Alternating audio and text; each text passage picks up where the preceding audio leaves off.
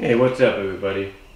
Yes, in case you don't know what's going on right now and you're wondering why I have my glasses on while I'm at home, is because today, during the Disney's Investors Conference or something like that, Robert Iger, or Bob Iger, and the rest of the Disney people decided to basically, just checking something outside. But anyway, Bob Iger, and the rest of the Disney folks decided to unveil today the service that we've been hearing about for the past year or so, if not more, and that's Disney Plus. And the plan is for it to come out later on this year, around late 2019. I would assume that means around the fall, maybe Thanksgiving. Just saying. Now, they did unveil a couple of more things. Now, if you subscribe to places like John Campos, so if I pronounced your name wrong, I do apologize, or Comic Book Cast 2, that is, here on YouTube, they pretty much are getting a lot of information. IGN, I'm sure, has talked about it, many places. And basically, we have some new series coming. We have some series based on Scarlet Witch and Vision. We have a new series, a limited series, with Jeremy Renner as Hawkeye in Hawkeye. It's basically a pass the mantle-like kind of story. We have the announcement of Winter Soldier and Falcon.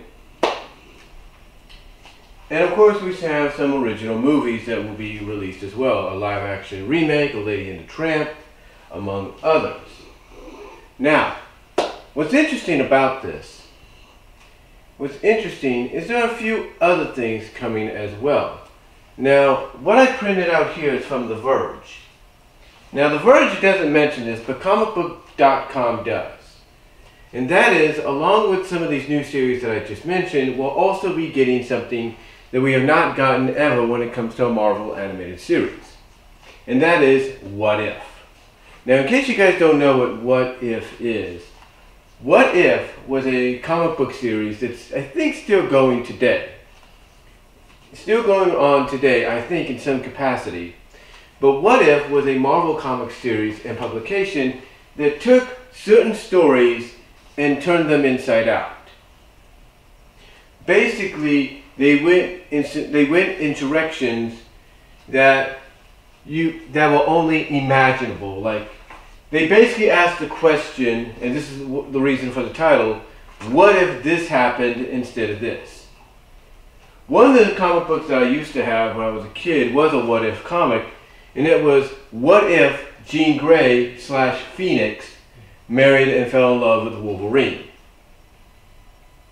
You gotta check that out. And there's also, I do have right now in my possession somewhere, a What If comic book of What If Spider-Man married Black Cat. Well, that's basically what we'll be getting here.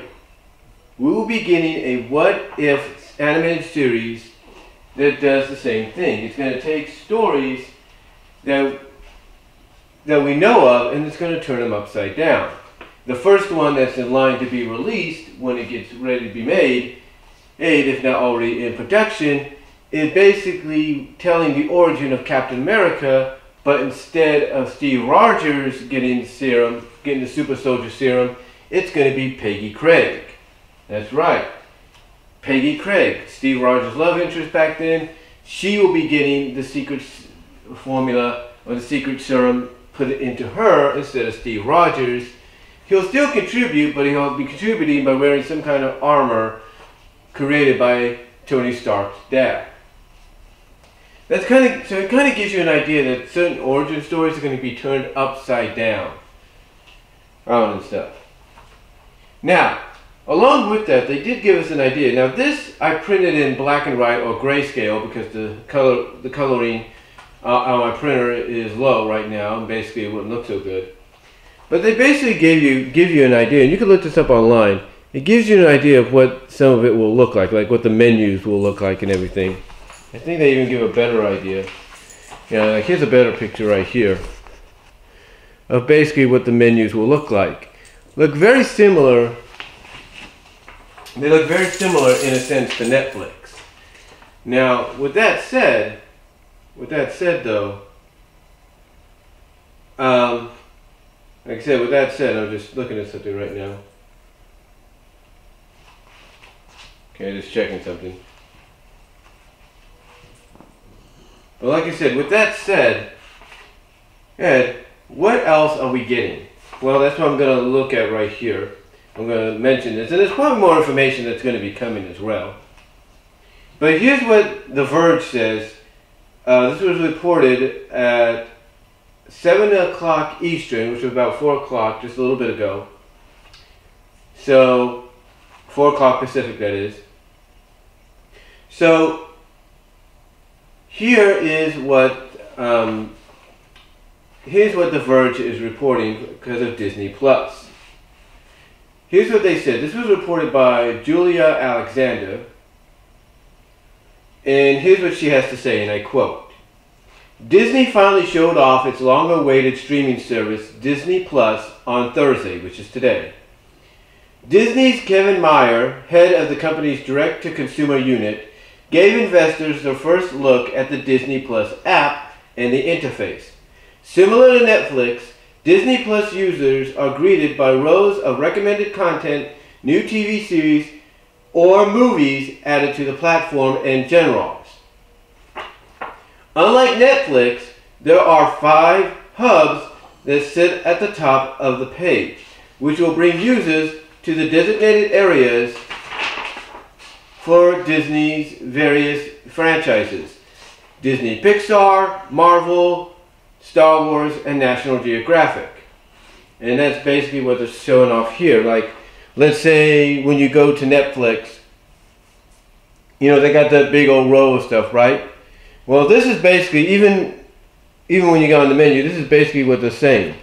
This is going to be the recommendation. It's like, you want to go to Disney, you go to Disney. You want to go to Pixar, Disney Pixar, there you go, Marvel, Star Wars, National Geographic, you get the idea. Kind of weird, I thought National Geographic was on Discovery Family. Makes you wonder. Anyway, continuing on, and I quote, Disney Plus will be available to stream through smart TVs, web browsers, on tablets and mobile devices and gaming consoles, according to Kevin Mayer. So in other words, let's say you have a smart TV, let's say you have a smart Blu-ray system, like I do here, you get it there. You have a PS4 or an Xbox One or a Switch, you're in luck, you'll have it there. And of course, if you have a phone or whatever, you'll be in luck with that. But that's what they say. Disney Plus will be available to stream through smart TVs, web browsers, on tablets and mobile devices, and game consoles. That's according to Kevin Mayer. Now the article continues, and I quote, the streaming service has already secured deals with Roku and Sony for availability on their respective platforms. So in other words, you have a Roku device, like I have here in this living room, and this is the remote that proves the point, or like what I have in my room with my other Roku device, you'll be able to watch it on there. Sony respective platform, as a lot of people know, are some of the smart TVs, the 4K Blu-ray and regular Blu-ray players, and mostly the PlayStation 4 system. So that's going to be kind of cool. It goes on to say, and I quote, Disney Plus subscribers will be able to set up individual profiles for those they live with. Parental controls will automatically be applied for child profiles. So let's say, in my case, I have a great nephew. He's going to be 11 this year. But let's say when he comes over, and we want to show him Disney Plus, but he has his own favorites, Disney stuff he wants to watch, we could set up an account for him, tell it what age he is apparently, and automatically, knowing he's 11 years old, when you put in the information, it'll say, okay, this is the content he gets, this is the content he doesn't get. or whatever.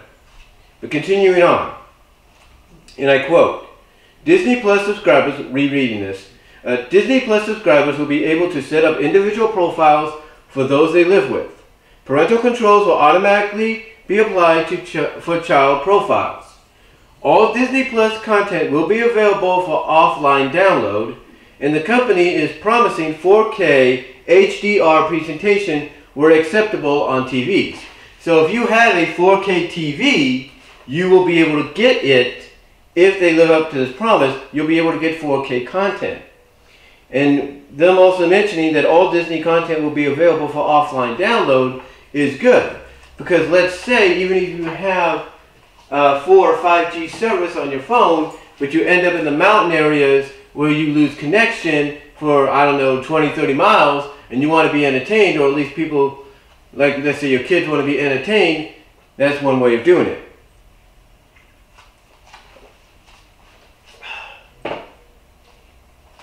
Continuing on, and I quote,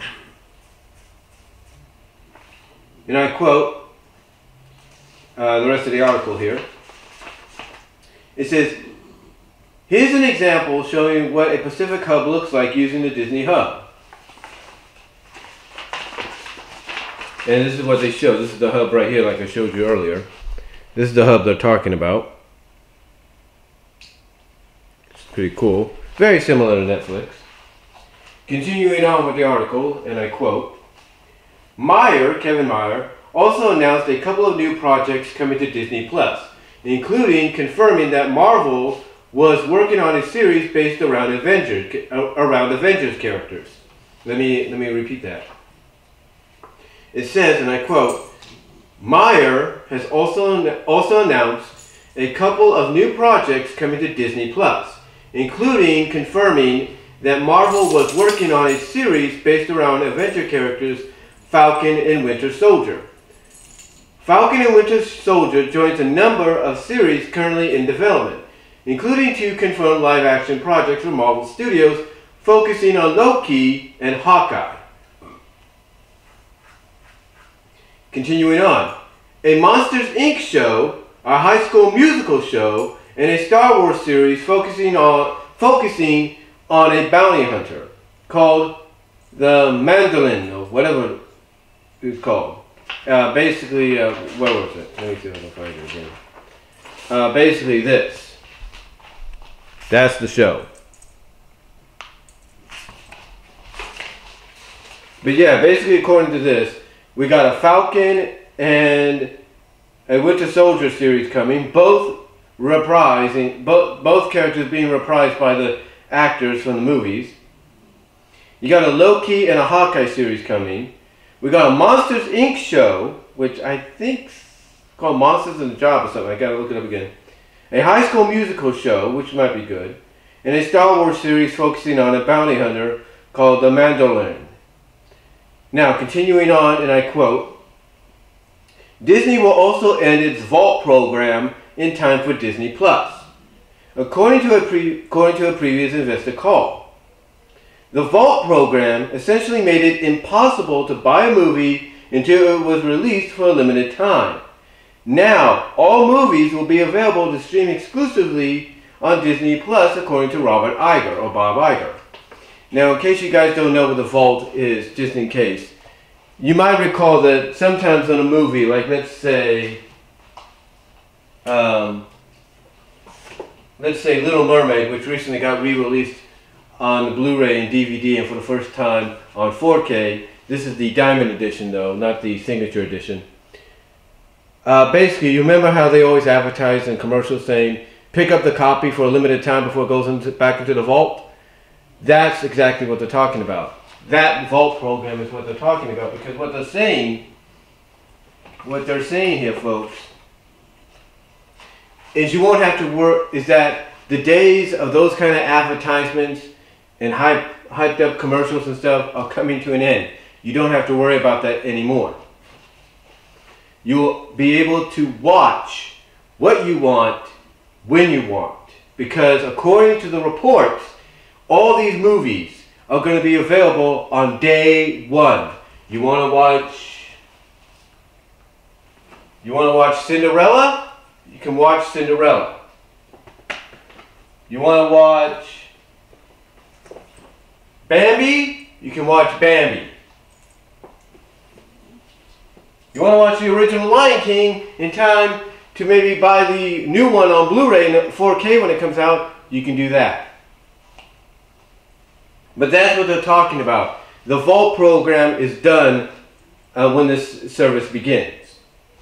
Now, continuing on, and I quote, "The Hollywood Reporter previously reported that Disney would launch its streaming service with, quote, 500 films from the Disney library, in addition to around 7,000 episodes of Disney TV, which could also include Disney afternoon shows. It points out that Netflix had 4,335 movies and 1,197 TV series in 2016. The article goes on to say that Iger told investors in November 2017 that they were planning to, quote, walk, not run into streaming, but would ramp up production on original series and films over time. The article closes out by saying, Disney Plus, and I quote, Disney Plus is the company's big push into streaming to take on competition from Netflix, Amazon, and Apple. The company also has a major stake in Hulu following its acquisition of 21st Century Fox. Disney has also confirmed that it would likely combine subscriptions for Disney Plus, ESPN Plus, and Hulu. An official launch date and price haven't yet been announced, but according to reports, they are eyeing basically later this year, towards the end of this year, mainly around, I would say, the late third to overall fourth quarter of 2019. Which I think is a great move on their part. And to me, what I get out of this is Disney is not messing around. They know they have the library, even now more so with the 21st Century Fox acquisition. They know they have the library available to them, so why not utilize it? They know consumers and fans don't want to keep waiting until something gets re-released, as they mentioned, onto Blu-ray and for the first time on 4K. They want to see it right then and there. They want to watch it when they want to watch it. They don't want to wait. So it's a good move on their part to do that. I mean, 500 plus movies and 7,000 plus episodes of Disney television content, that's a good start. And look, one of the series that's going to go on to Disney Plus is Lizzie McGuire. So that doesn't tell you that Disney is going to bring every single Disney series they've made, which includes Disney Afternoon, classic Disney Channel series like Mouse to Size and Dumbo's Circus and Welcome to Pooh Corner and all that, and Masterpiece Theater. I don't know what does. All I can say is I cannot wait for this service to happen, to become a reality. Just like with the DC Universe service, I'm going to be jumping on this the moment it arrives. I really am. And I know my family will be doing the same thing. I know they will. I mean also the fact that there's going to be a couple of adult-aimed animated Marvel series, but the only way you'll be able to see them is through the partnership and partial acquisition of Hulu that Disney has. So that's going to be interesting too. But overall, I like what's happening here. I love the idea that we're going to be getting this service, and now we have a better idea of what's going to be involved when the service becomes available at launch later this year, around the late third quarter to overall fourth quarter of 2019. But let me know what you guys all think about it. What are you looking forward to as Disney Plus streaming service? Comment down below. You can Google the information if you like. Check Twitter. And that's all I'm going to say, guys. So until next time, God bless. Take care. I'm out.